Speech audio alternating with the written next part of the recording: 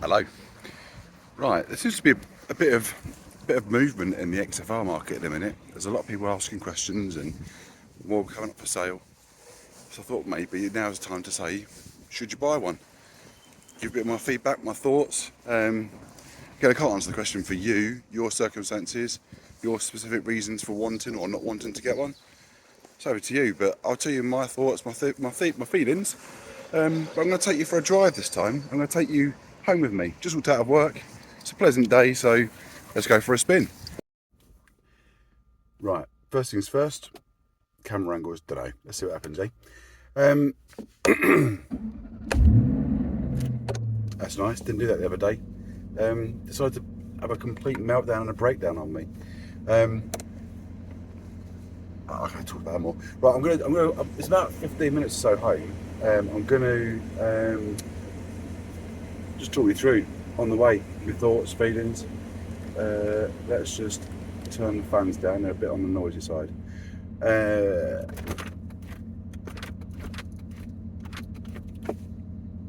See, should you buy a Jag? Sunroof didn't work first time. What I'm going to go with on this is what's your thought for getting an XFR in the first place? Are you going after something that's really powerful for cheap money? Because if you are, that's probably the wrong way to go into one of these. The prices are low at the minute. You can get them cheap. The video that I explained when I bought this one, I paid $7.5 grand for it. That is not a lot of money in today's world.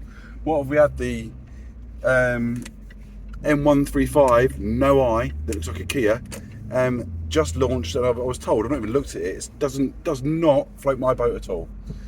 £41,000 is the starting price for that.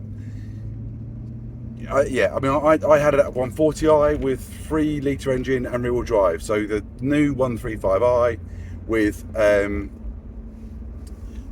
its it's front-wheel drive. It's a 2-litre, so it's got no interest to me at all. Back to the point of question. $7.5 grand for one of these cars is cheap. It's cheap money for a car, regardless. And then when you can get them for, I did see one dip for around 7. There was one that needed a bit of engine work potentially for 5. Even the XFRSs, I was rudely pointed out that they have now dropped below 30 grand on a regular basis, where before they weren't going below 30. There was nowhere near going below 30 unless it had been crashed. So even XFRSs are coming down. So they're a more attractive proposition to people. Should you buy one? Again, it's your choice. I did have one of these. So I had one of these that was the facelifted one, and I had one 3 years old at the time with big mileage on it. 72,000 miles, and it was 27.5 grand I think I paid for it, and then sold it for 18.5. So I lost a massive amount of depreciation. So if you factor depreciation into any car purchase, then you should, because people don't. That's where this car is absolutely brilliant, because I can't see how these are going to drop much more in value. And if they do, the amount they're going to drop by is nowhere near what the likes of a 135 might do. So when you got over that hurdle of depreciation, that's one big factor to consider with any of this sort of older car. Hopefully you can hear the supercharger kicking in. And my spires. If you just bear with me a minute, I'm just going to go around this roundabout a little bit leerier than I might usually.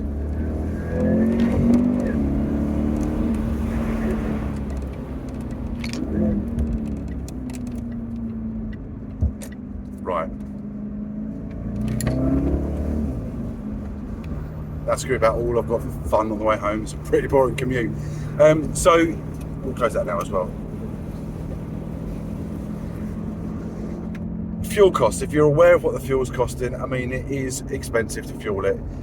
It's a 5-litre V8 with a supercharger. It's not going to be cheap to run on fuel, but you've got to just factor it in, stick it into a spreadsheet, factor in how many miles are you going to do, what are you going to use the car for, because it will kick your ass on fuel. You can't drive it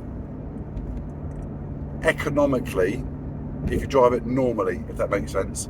Round town, I'm getting an average of maybe 15, 16 to the gallon. I don't do longer distances. We did drive to Bristol and back the other day, and I nearly got an average of 30 mpg for a part of the journey when it had been on the motorway. So you're not going to get consistently in the 20s unless you drive like Miss Daisy or you're doing long distance driving. And if you do, I'm suggesting it's probably the wrong car for you anyway. You know, set your target. Realistically, you're not going to get more than 16, and then anything you get more than that is going to be a Billy bonus. Insurance obviously is going to be expensive, but that's mostly because it's a largely aluminium parts car. They're expensive to repair. They've got like the pedestrian protection system. So there's loads of reasons why the insurance is high, not just for the fact that it's got the 5-litre V8. Tax is another one. It's a stupid system.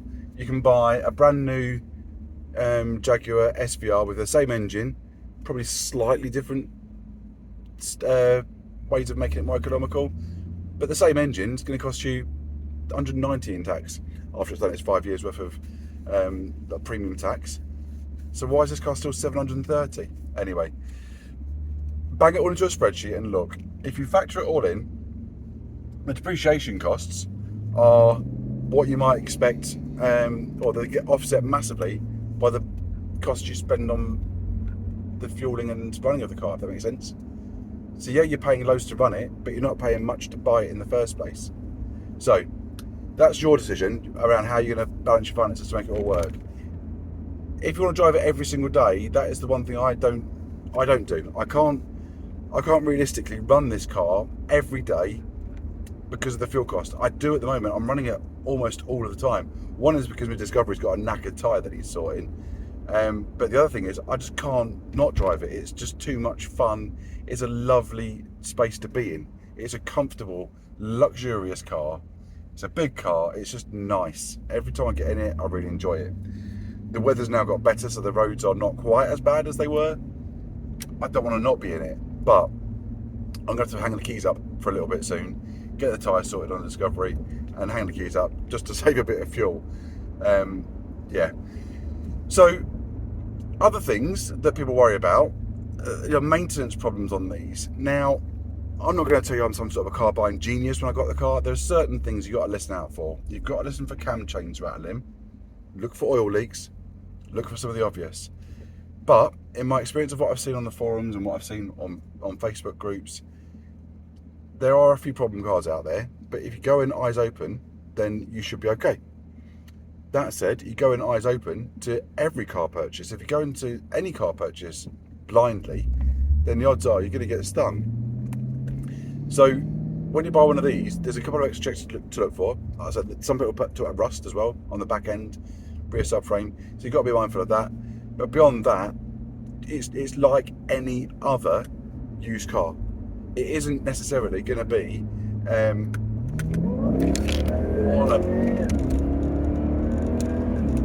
that doesn't happen very often. Get a nice little stretch of road.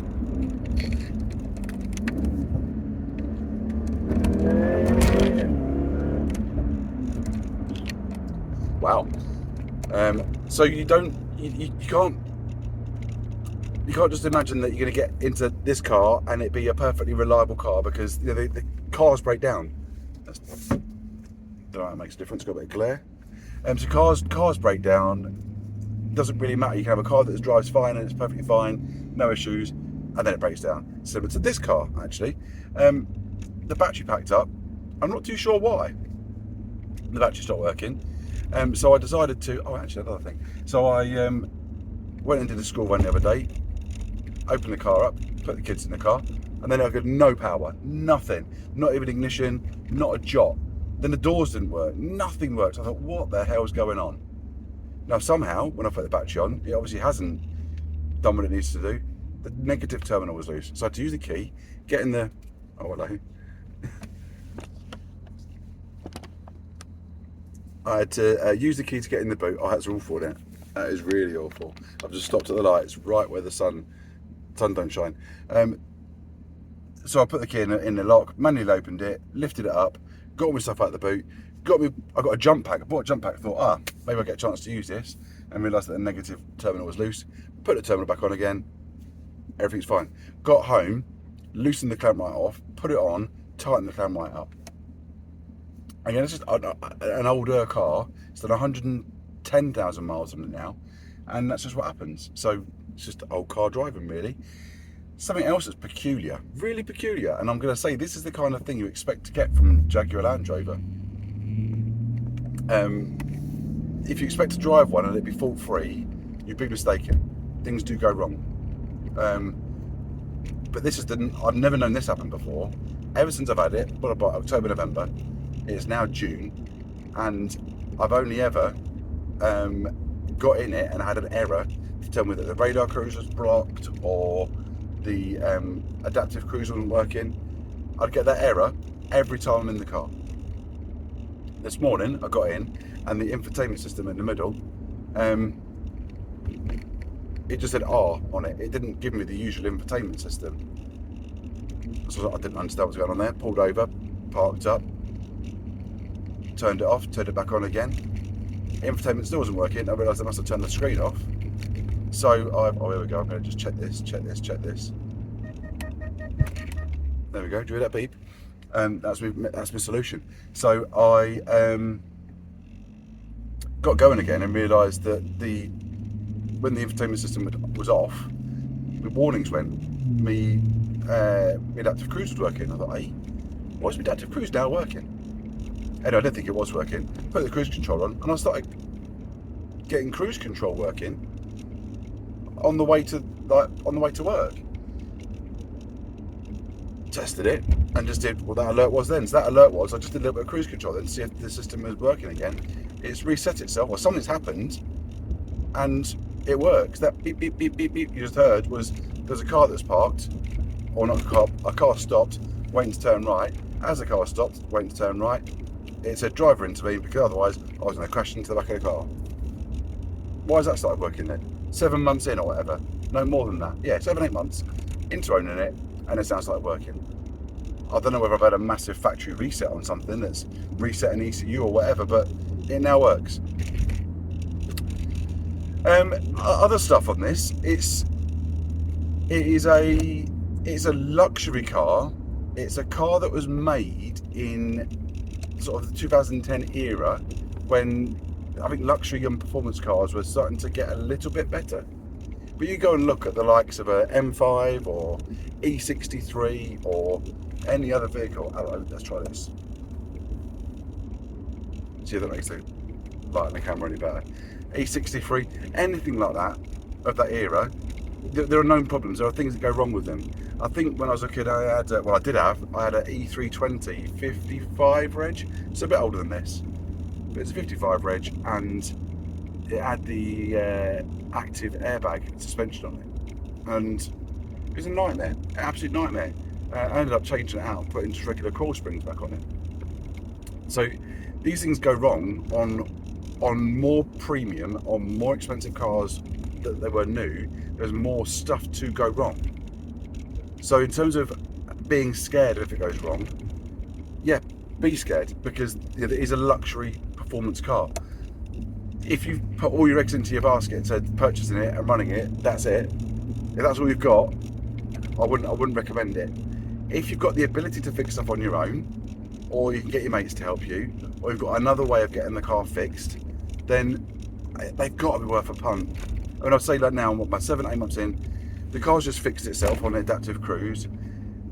There's nothing else, touch wood, that's gone wrong on the car. Catches failed, but again, it's a car that's done 110,000 miles. The bonnet catches are going to fail. I need to do some wheels should be refurbishing, front tyres, done those. You know, it's going to need a few bits doing on it. So would I recommend buying an older car, a premium car, performance car? Yes, I would, if you're prepared to get your hands dirty, or you're able to learn, or you're happy to spend loads of money, give it to someone else to fix it for you. Yes, it's going to cost you more in repairs, it's going to cost you more to keep it on the road in the first place, but the payback you get, well, not payback you get, because you'll get similar satisfaction from driving a newer car. Just nip into Tesco's to pick up some trainers that I'd had from Vinted.